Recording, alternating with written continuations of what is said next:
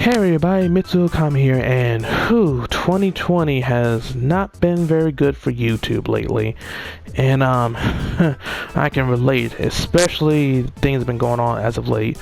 So, before I get into this video, before I get into my opinion, keep in mind this is just an opinion. I'm not trying to hurt no one, I'm not trying to make fun of anyone, I'm not trying to do anything to harm anyone's feelings or anything. I'm just giving my general opinion, and if you feel that I'm hurting you, whoever's the person I'm about to talk about is watching this, if you feel that I'm hurting you, please just contact me on Twitter. I'll leave a link to my Twitter page down below, and we can just talk it out like normal adults and stuff like that. But yeah, but if that doesn't work, then I don't know what else to tell you. But anyway, let's get into this video. So alright, so there's been a lot of I apologize for stuttering so much. For the past couple of weeks now, I'm just finding out about this myself. I just found out about this just recently, that there has been a YouTuber by the name of Suzy Lu who is going around giving people false copyright claims. Now, I didn't know what they were. I thought that someone were actually trying to dox her or something, so I just assumed that someone was doxing. Now, before anyone says I was simping or anything like that, I wasn't. To be perfectly honest, I didn't really pay too much attention to it. I was doing my own things, hence the Naruto the Boruto Striker video I put up just yesterday on Easter. Oh yeah, by the way, happy Easter everyone. I forgot to say that. I was supposed to make a video for that, but I forgot to do it. Anywho, so I didn't really pay too much attention to it. It wasn't until after I watched a video from a YouTuber by the name of John Swan, my bad.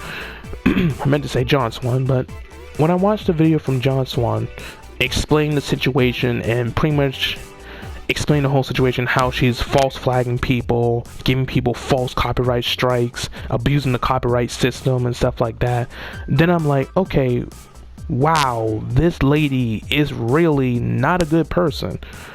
At first I gave her the benefit of a doubt and saying, okay, maybe she has like a relative that's sick or something. Maybe that's the reason why she's lashing out, because most humans lash out when one of their relatives are sick or something. That's until I looked at her Twitter and god damn it.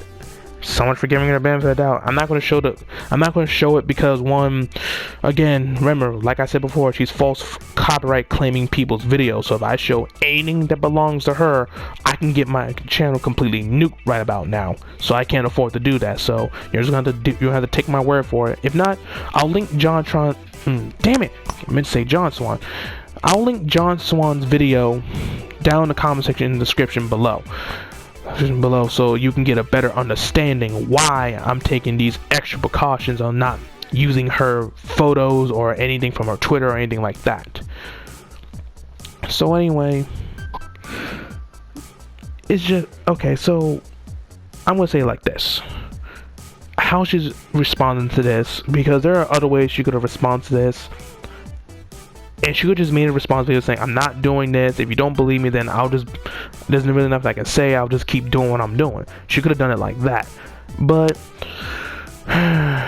she literally went on Twitter and gloated the fact that people like John Swan, I think the Quartering got hit by this as well, along with Optimus.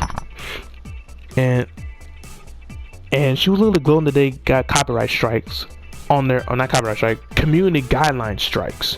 Now, for those who don't know what community guideline strikes are, basically, if you break any of the rules that has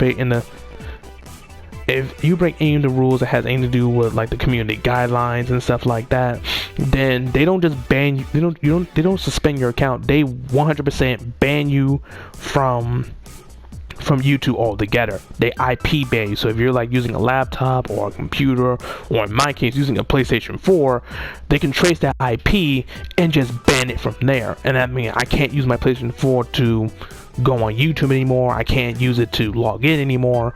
I'm basically 100% banned, and I don't know how long that ban will last. So yeah, that's not a good thing to be hit for a YouTuber, especially a YouTuber that has monetization. That's like the worst possible thing you can get hit by. But I'm getting off track. So yeah, that's the reason why most of the people in the commentary community of YouTube are having a problem with her. Even Keemstar, the one who runs Drama Alert, has a problem with her, because not only she's abusing the copyright system, she was taken down at one point but it was only for a day, and all of her stuff was reinstated, and she got her monetization back.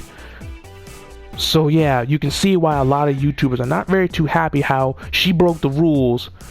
She gets suspended for a day and then comes back. Not only comes back with both her monetization and everything else. To be perfectly honest, that's kind of messed up. But that's all the information I got on her so far. There's probably more information out.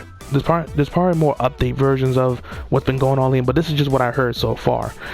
I'm not going to make an update video about what's going on. I'll leave that to the other YouTubers. This is just basically my opinion about the situation. So, alright, but getting to my final point. So, in conclusion, I think in my honest opinion, I think how she's handling the situation is childish. So, for the reason why I believe this is childish, because, again, like I stated previously, there are other ways for you to handle a situation. It doesn't always have to resolve into giving someone a community guideline strike or giving someone a copyright strike.